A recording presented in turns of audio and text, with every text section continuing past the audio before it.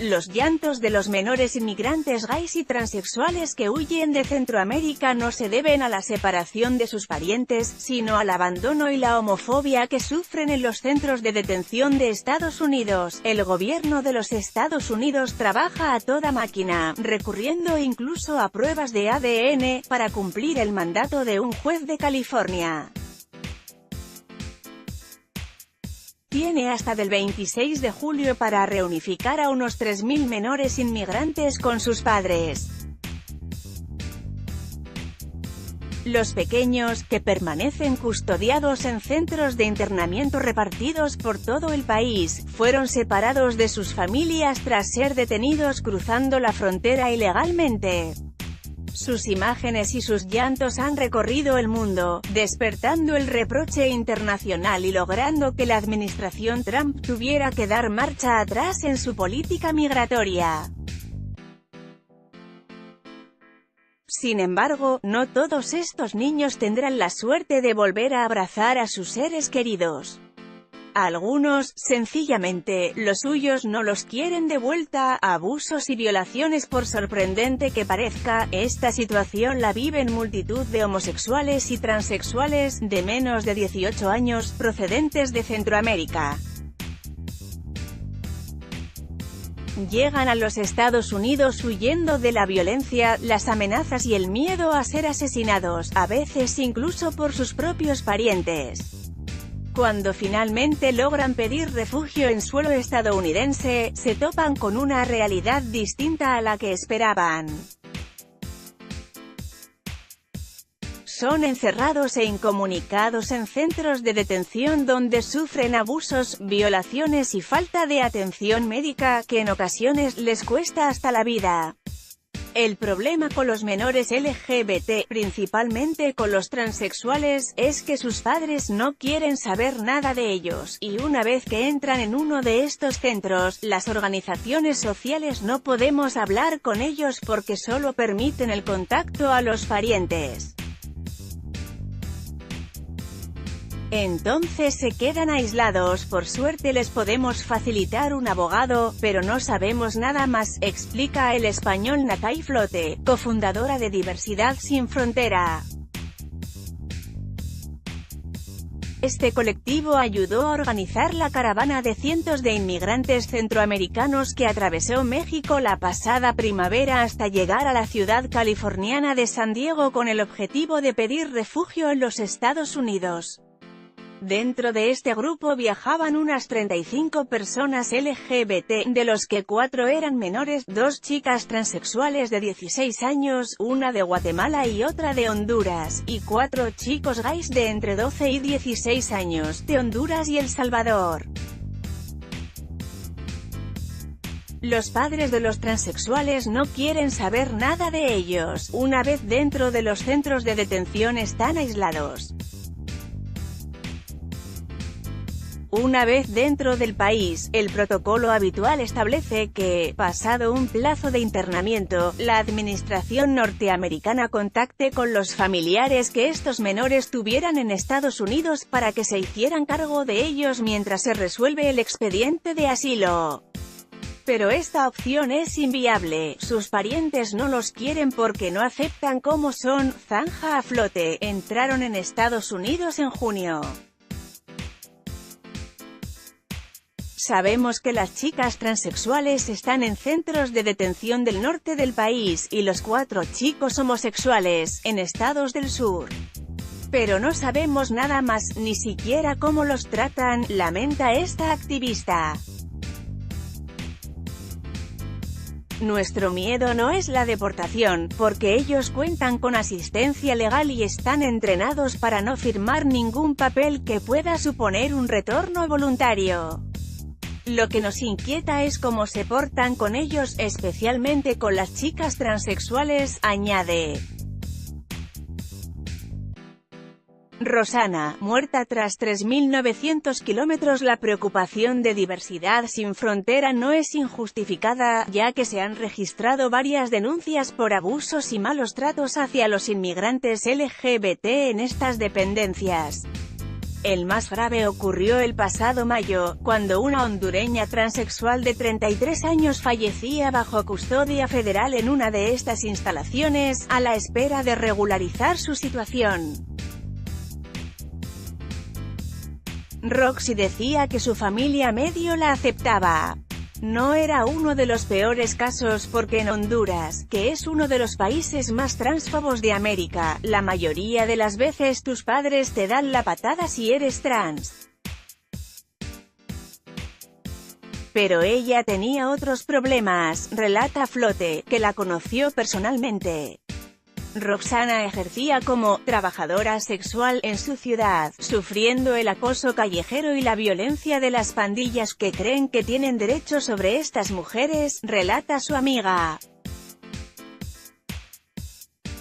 Durante toda la caravana estuvo muy callada, porque era reservada, pero se la veía bien de salud. Nos quedamos muy extrañamos cuando nos dijeron que murió. Roxy llegó a la frontera de México con San Diego y se entregó a los agentes migratorios pidiendo refugio e informando de que tenía VIH. Las autoridades le permitieron entrar al país como solicitante de asilo, pero la internaron durante 5 días en las hieleras, como se conoce a las celdas situadas junto al paso fronterizo donde alojan en primer lugar a los indocumentados que llegan. Padeció frío, no le permitieron cambiarse de ropa, no tuvo alimentos adecuados ni atención médica, lamenta su amiga. Después fue trasladada a un centro de detención dedicado a los inmigrantes LGBT desde 2016 en Cibola, una localidad perdida en el estado de Nuevo México, muy alejada de las redes de apoyo a indocumentados que existen en California. Ni tratamiento VIH ni hormonas allí. Volvió a pedir un médico. Cuando la trasladaron a un hospital estaba ya muy grave y no pudiendo hacer nada para salvarle la vida. El sistema sanitario es muy lento, tardan hasta 22 días en llevarte a un doctor. Sus vigilantes no reaccionaron hasta que la vieron vomitando, denuncia Flote, que asegura que ni los enfermos de VIH ni las transexuales en tratamiento hormonal reciben las medicinas que precisan adecuadamente durante su internamiento. La muerte de Roxana Hernández supuso un breve escándalo para el Servicio de Inmigración y Control de Aduanas, ICE por sus siglas en inglés, aunque nadie se hizo responsable de lo ocurrido. Este suceso encendió las alarmas sobre el trato que recibían las personas transexuales retenidas, al menos 50 en la actualidad, que siguen esperando a que se resuelvan sus peticiones de asilo. Esto puede durar meses, según datos de Diversidad Sin Frontera. El trato al colectivo LGBT no es el adecuado. La atención médica no es accesible, intentan convencerles para que accedan a la deportación voluntaria y se les tortura verbalmente diciéndoles que son un peligro para la sociedad y cosas peores, advierte la activista, que teme que si la situación de menores sea similar o peor, ya que ni siquiera pueden recurrir a nosotros durante los meses que deben quedarse encerrados. Sarita Gruber es la directora asociada del proyecto de investigación y comunicaciones LGBT en el Center for American Progress. Las personas LGBT llegadas de Centroamérica arrastran problemas de abusos y prostitución. Vienen buscando protección, pero se encuentran con unos centros de detención que, si ya son terribles para cualquiera, lo son especialmente para este colectivo, relata El Español. Vienen buscando protección, pero se encuentran con unos centros de detención que, si ya son terribles para cualquiera, lo son especialmente para este colectivo. Sabemos que pueden ser víctimas de violencia sexual, que la atención médica no es la adecuada y que se utiliza la técnica del aislamiento, lo que puede generar daños psicológicos graves, denuncia. Laura, abusada por su guardiana. Gruber pone como ejemplo el caso de Laura Monterrosa, una solicitante de asilo de 23 años, lesbiana y procedente de El Salvador, donde era víctima de la violencia homófoba de pandillas. En mayo de 2017 se presentó en la frontera solicitando asilo y fue retenida en un centro exclusivamente para mujeres. Una de las guardas abusó sexualmente de ella en múltiples ocasiones, según denunció. El ICE cerró su caso casi sin investigarlo, alegando que su testimonio no podía ser corroborado, y dejando en su puesto a la vigilante acusada. Tras aquella denuncia, Laura fue sometida a más de 50 horas de aislamiento por parte del centro, llegando a intentar suicidarse.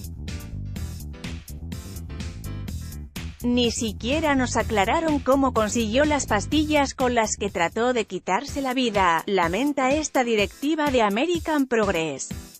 Finalmente el FBI abrió una investigación y un juez decretó su puesta en libertad. Pero, a juicio de Gruber, este caso no es único, ya que los inmigrantes LGBT detenidos presentan altas tasas de abuso sexual. 28 agresiones en 2017 según datos publicados por esta organización. ICE recibió 227 denuncias de abuso y agresión sexual durante 2017, de las que 28 eran relativas a personas LGBT. Esto supone un 12% del total de ataques, a pesar de que este colectivo representa solo el 0,14% de los indocumentados retenidos. En total, homosexuales y transexuales bajo custodia federal tienen 97 veces más probabilidades de ser víctimas sexuales que heterosexuales. En el caso de los menores, lo que más le preocupa es la falta de información. Con esta administración no podemos saber cómo se encuentran, no hay transparencia, existen unas reglas para tratar a los menores LGBT, pero actualmente desconocemos si se cumplen, critica Gruber. Mientras las organizaciones trabajan para revertir esta situación, se esperan nuevas llegadas de inmigrantes LGBT a la frontera sur de los Estados Unidos. No en vano, los relatos de las mujeres transexuales centroamericanas sobre la situación en sus países explica que ni la nueva política de tolerancia cero de la Casa Blanca las frene. A un lado, intentos de asesinato, violaciones por parte de la policía e incluso ceremonias de exorcismo. Al otro, Trump, ellas lo tienen claro.